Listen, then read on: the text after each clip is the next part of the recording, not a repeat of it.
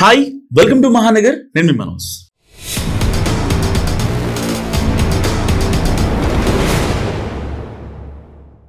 22 తర్వాత ఎమ్మెల్సీ స్థానానికి ఎన్నిక జరుగుతుండటంతో అందరి చూపు ఇప్పుడు గ్రేటర్ వార్ పైన నెలకొంది. బలాబలాల్లో మజ్లిస్ కు మొగ్గు ఉన్నా సరే వార్ వన్ సైడ్ కాదంటుంది బీజేపీ. ఇంతకీ ఎంఐఎం వర్సెస్ బీజేపీ పోరులో ఫలితం ఎలా ఉండబోతుంది? గాలిపటాన్ని అడ్డుకునేందుకు కమలం ముందున్న దారేంటి అన్నది తెలంగాణ రాష్ట్ర వ్యాప్తంగా హాట్ టాపిక్ గా మారింది. హైదరాబాద్ స్థానిక సంస్థల ఎమ్మెల్సీలో 22 ఏళ్లుగా మజ్లిస్ పార్టీ ఎంఐఎం పార్టీకే ఏకగ్రీవం అవుతుంది. కానీ ఇప్పుడు అలా కుదరదంటూ బరిలోకి దిగింది బీజేపీ.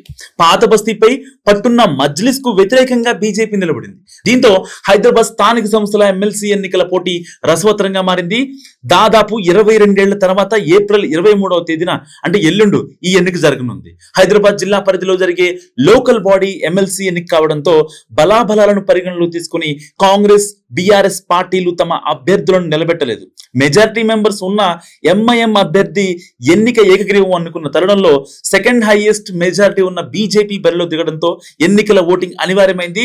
ఎంఐఎం తరపున మీర్జా రియాజ్ ఉల్ హసన్ ఎఫ్ఎండే, బీజేపీ తరపున గౌతమ్ రావు అభ్యర్థులుగా పోటీ పడుతున్నారు. ఈ స్థానిక సంస్థల ఎమ్మెల్సీ ఎన్నికకు మొత్తం 112 ఓట్లు ఉండగా అందులో 81 మంది కార్పొరేటర్లు, 31 మంది ఎక్స్ అఫిషియో సభ్యులున్నారు. మజ్లిస్ పార్టీకి 40 మంది కార్పొరేటర్లు, 9 మంది ఎక్స్ అఫిషియో సభ్యులతో 49 ఓట్ల బలం ఉంది.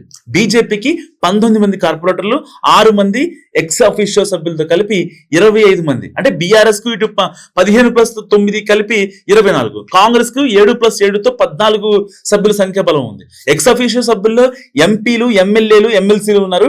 ఇప్పటికే పోలింగ్ కు దూరంగా ఉండాలని బీఆర్ఎస్ పార్టీ నిర్ణయం తీసుకుంది. కాంగ్రెస్ పార్టీ ఇప్పటి వరకు ఎలాంటి ప్రకటన చేయకపోయినప్పటికీ ఎంఐఎం కు మద్దతు కలుపుతుందని ఆ పార్టీ ఆశాభావంతో ఉంది. సో నామినేషన్ నాడే తమ గెలుపు లాంఛనం అంటూ ఎంఐఎం అభ్యర్థి ధీమా వ్యక్తం చేశారు.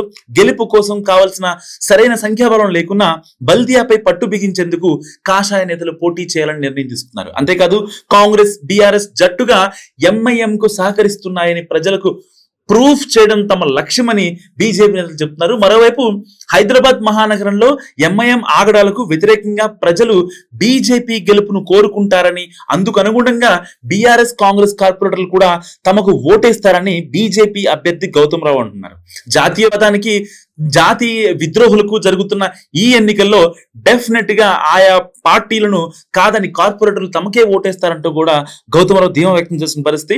ఎన్నికలు ఏవైనా సరే గెలిపోవటం లెక్క చేయకుండా పోటీ చేసే పార్టీ బీజేపీ అని, రానున్న అసెంబ్లీ ఎన్నికల్లో రాష్ట్రంలో అధికారంలోకి వస్తామంటూ కూడా వాళ్ళు ధీమా వ్యక్తం చేస్తున్నారు. హైదరాబాద్ లోకల్ బాడీ ఎమ్మెల్సీ ఎన్నికను ప్రతిష్టాత్మకంగా తీసుకున్న కమలనాథులు గట్టిగానే కసరత్తు చేస్తున్నారు. పోలింగ్ నాటికి కాంగ్రెస్ బీఆర్ఎస్ పార్టీలకు జలకిచ్చేలా తమకు ఉన్న 25 ఓట్ల కంటే అదనంగా ఓట్లు సాధిస్తామని అంటున్నారు. మరోవైపు ఇతర పార్టీల కార్పొరేటర్లు ఎమ్మెల్యేలతో మాట్లాడి ఓటు వేయాలని కూడా అభ్యర్థిస్తున్న సమాచారం. ఒకవేళ బీజేపీ పార్టీలోకి వస్తామన్న కార్పొరేటర్లు ఉంటారు కదా, వాళ్ళు ఎవరైతే ఉంటారో పొలిటికల్ కెరీర్ కి కూడా గ్యారంటీ కూడా ఇస్తున్న సమాచారం బీజేపీ వాళ్ళు. దీంతో చివరి క్షణం వరకు బీజేపీ ప్లాన్ ఎంత మేరకు వర్కౌట్ అవుతుందో తెలియని పరిస్థితి నెలకొంది. గాలిపటం విజయబావుట ఎగరవేస్తుందా, లేక నిజంగానే ఏదైనా మిరాకిల్ జరిగి కమలం వికసిస్తుందా అనేది వేచి చూడాలి. సో 22 ఏళ్ల తర్వాత జరిగే ఈ ఎలక్షన్ గురించి మీరేమనుకుంటున్నారో, ఏ పార్టీ గెలుస్తుంది అనుకుంటున్నారో నా కామెంట్ ఇప్పుడు తెలియజేయండి. చూస్తూనే ఉండండి మహానగర్.